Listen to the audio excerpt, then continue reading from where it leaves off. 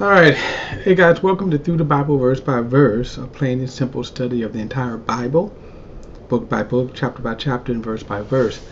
We are currently in Genesis 31, chapter 31, and this, after 20 years of Jacob living with his relative, and now he prepares to go back. God tells him to go back. And then, so he is going to obey. One of the greatest things about this testimony here, despite how we could say that or criticize Jacob's fear, we're going to see a lot of fear here.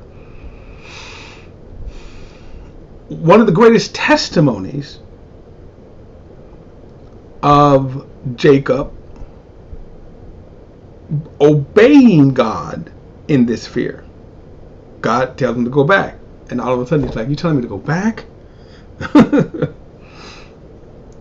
And there's going to be a series of fears that he's going to overcome in this journey. But God will be with him. And what I'm saying is that despite his fear, he nevertheless obeys God to go back. Now, in the last chapter, you'll remember, as he's preparing to go back, he tells Laban, "Let me go back."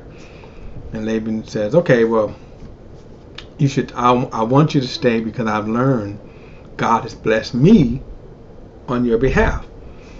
Well, God kind of, you can say God gets revenge on Jacob. For Jacob, of all of the deception that Laban did to him. Remember, first and foremost, he worked 7 years from a legal agreement, right, for Rachel, and then Laban slips on him Leah, and then we're going to see the wages will be stolen from Jacob, and God has, you could say, as we saw, he's given that back to Jacob by multiplying his flock, the cows, the sheep, everything. Laban's sheep are going to become weaker. So this is where we're going to pick up with this. Verse 9 says, "Now Jacob heard what Laban's sons were saying. Jacob has taken all that was our father's and has built this wealth from what belonged to our father." Now that's not true, of course. This was an agreement. Jacob said, "Give me the spotted and colored flock, and you keep all the the other flock." And they had a 3-day journey from each other. There was no way that Laban can say he was being stolen from, since he agreed. But being Laban, of course, he's trying to go back. He's going to go back on his agreement. He was not an honest man. Verse 2. "And Jacob saw from Laban's face that his attitude towards him was not the same. And the Lord said to him, 'Go back to your land of your fathers and to your family, and I will be with you.'" Now this is a clear statement of God, but we're going to see that Jacob still, and all of that, will have great fear in going back. Verse 4. "Jacob had Rachel and Leah called to the field where his flocks were. He said to them, 'I can see from your father's face that his attitude towards me is not the same, but that God, the God of my father, has been with me. You know that I have worked hard for your father, and he has cheated me and changed my wages 10 times. But God has not let him harm me.'" If he said the spotted sheep would be your wages, then all the sheep were born spotted. If he said the streak sheep will be your wages. Then all the sheep were born street. God has taken away your father's herd and given them to me. And the flocks were breeding. I saw in the dream that the streak, spotted, and speckled males were mating with the females. In the dream, the angel of God said to me, Jacob, and I said, Here am I. And he said, Look up and see all the males that are mating with the flocks are streaked, spotted, and speckled. For I have seen all that Laban hath been doing to you. I am the God of Bethel, where you poured out oil on the stone marker and made a solemn vow to me. Get up, leave this land, and return to your native land. Now, as often we see sometimes the narrative, and then not all details are given in the narrative, but we can see here that God is now speaking or communicating with Jacob, saying, I see what Laban is doing with you. And we see God vindicating Jacob, that he worked hard, he worked honest. And then God brings back, remember, we go back at this point 20 years, and we go back to where God says to Jacob, or actually, remember, Jacob said when he saw the vision of the stairway to heaven, and he said, if you will be with me, you will be my God, I'll give you a tenth, right? God just reminded him of that. And now God is telling him to go back. And Jacob is telling this story to his wives as they are preparing to leave. In other words, he's telling them, God is telling me to go back. And this is their response. Verse 14, Then Rachel and Leah answered him, Do we have any portion in the inheritance of our father's household? Are we not regarded by him as outsiders? For he has sold us and has certainly spent our money. Right? So Laban's a trip, right? In fact, all the wealth that God has taken away from our father belongs to us and to our children. So do whatever God has said to you.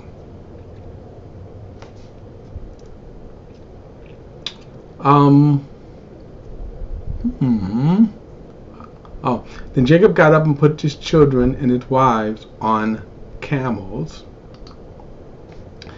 He took all the livestock and possessions he had acquired in Aram, and he drove his herd to go to the land of his father Isaac in Canaan.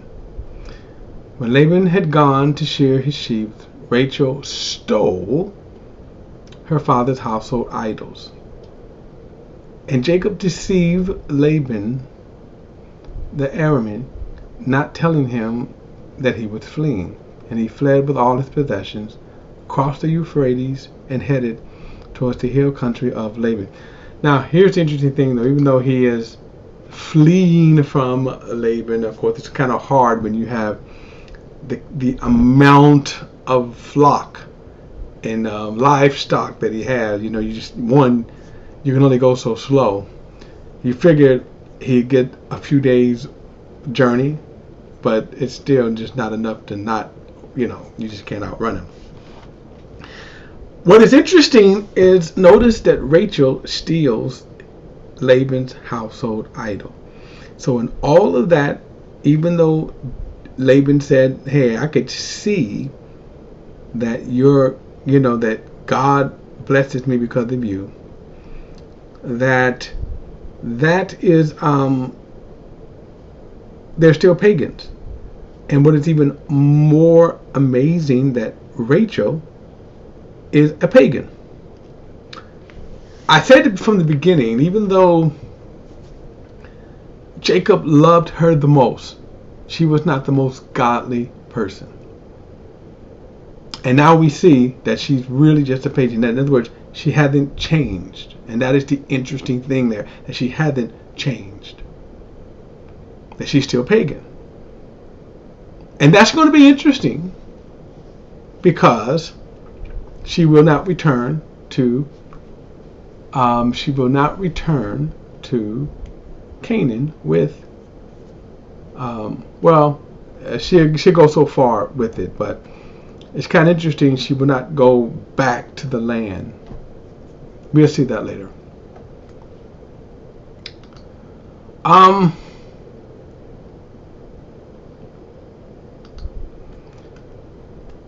Verse 22, on the third day, Laban was told that Jacob had fled. So he took his relatives with him, pursued Jacob for 7 days, and overtook him at Mount Gilead. But God came to Laban the Aramean in the dream at night. Watch yourself, God warned him. Don't say anything to Jacob, either good or bad. And when Laban overtook Jacob, Jacob had pitched his tent in the hill country, and Laban and his brothers also pitched their tent in the hill country of Gilead. Then Laban said to Jacob, what have you done? You have deceived me and took my daughters away like prisoners of war. Why did you secretly flee from me, deceiving me, and not tell me? I would have sent you away with the joy and singing, with tamarines and lyre. But you didn't even let me kiss my grandsons and my daughters. You have acted foolishly. I could do you great harm, but last night the God of your fathers said to me, where am I at? Oh, let me go back to first. But last night I could do you great harm, but last night the God of your fathers said to me, watch yourself, and don't take anything to Jacob, either good or bad. Now you have gone off because you long for your fathers, but why have you stolen my gods? Now here becomes to me interesting. This, I told you we're going to see this throughout Scripture from Genesis to Revelation. The sinfulness of man. We see Rachel stealing the gods, the idols. He comes, God warns him. He's going to acknowledge that God had warned him. And not only that, but not only do we see that, but he is warned by God. Now think about this. He's warned. He is warned. He acknowledged the God of the universe. None of his gods speak in this manner. And this is amazing. And he acknowledges it, but he doesn't follow God. That is the thing we're going to see throughout the entire Bible. And it's not going to be as sometimes we think that people don't know about God. Laban knew about God. God appeared to him, right? God hasn't appeared to us, right? We have the Bible, but Laban knows. This is amazing.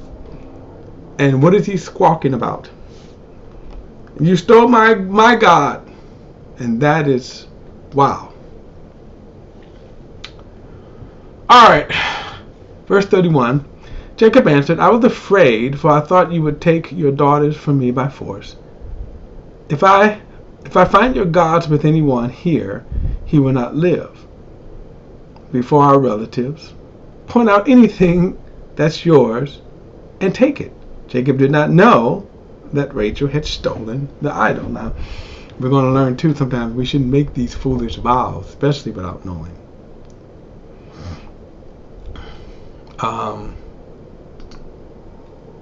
So Laban went through Jacob's tent, then Leah's tent, then the tents of the 2 female slaves, but found nothing.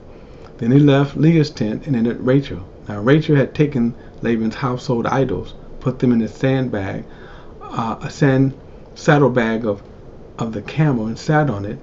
And they would search the whole tent, but found nothing. She said to her father, Sir, don't be angry. I cannot stand up in your presence. I'm having my period. So Jacob searched but could not find the household idols.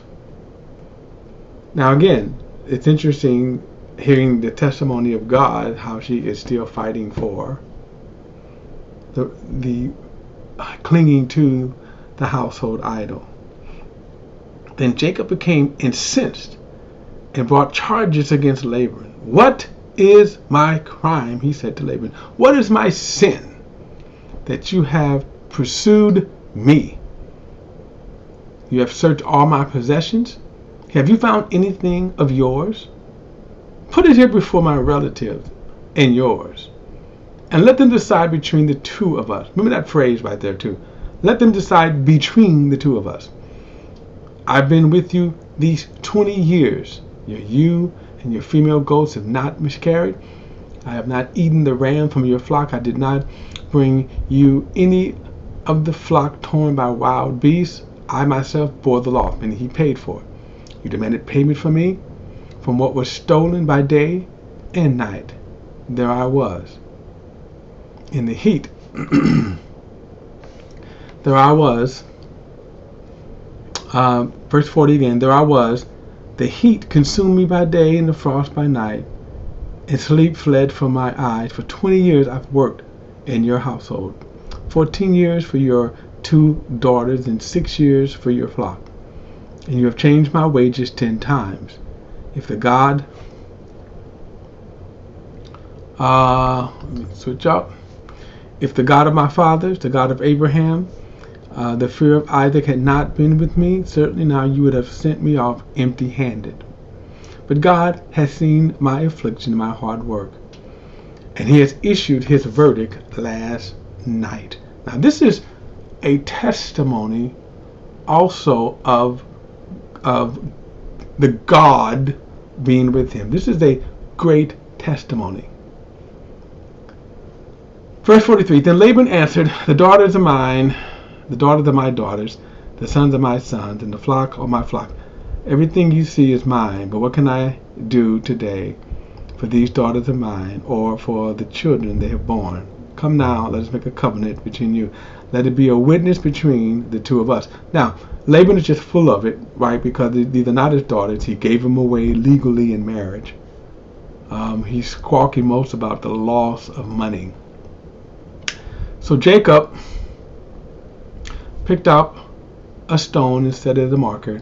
Then Jacob said to his relative, gather stones, and they took the stones and made them around there, then ate the mound, ate from the mound, and ate there by the mound, I should say. Laban named the mound Jaga Sabadu, whatever that means. Okay, I know I butchered that name. But Jacob named it Gilead. Then Laban said, this mount is a witness between you and me today. Therefore the place which is called Gilead and Mizpah, and he said, may the Lord watch between you and me when we are out of each other's sight. If you mistreat my daughters or take other wives, though no one is with us, understand that God will be a witness between you and me. Now actually, Jacob is not the problem. Laban is. Laban also said, verse 51, to Jacob, look, at this mount and marker I have set between you and me. This mount is a witness, and the marker is a witness that I will not pass beyond this mount to you, and you will not pass beyond this mount and this marker due to me. The God of Abraham and the God of Nahor, the God of their fathers, will judge between us. And Jacob swore by the fear of his father Isaac. Then Jacob offered a sacrifice on the mountain and invited his relatives to eat a meal. So they ate a meal and spent the night on the mountain. Laban got up early in the morning, kissed his grandchildren and daughters, and blessed them, and Laban left to return home. So Laban was really you can tell a bad person. He wasn't the most honest person, and that's kind of sad because he could have been better. He could have been even more blessed had he treated Jacob right. But The good news is that notice how God protected him. And sometimes, we go through things like in the case of Jacob, and in the end, God vindicates us. God blesses us. So, all right, guys, I will see you in the next study. I'll see you then.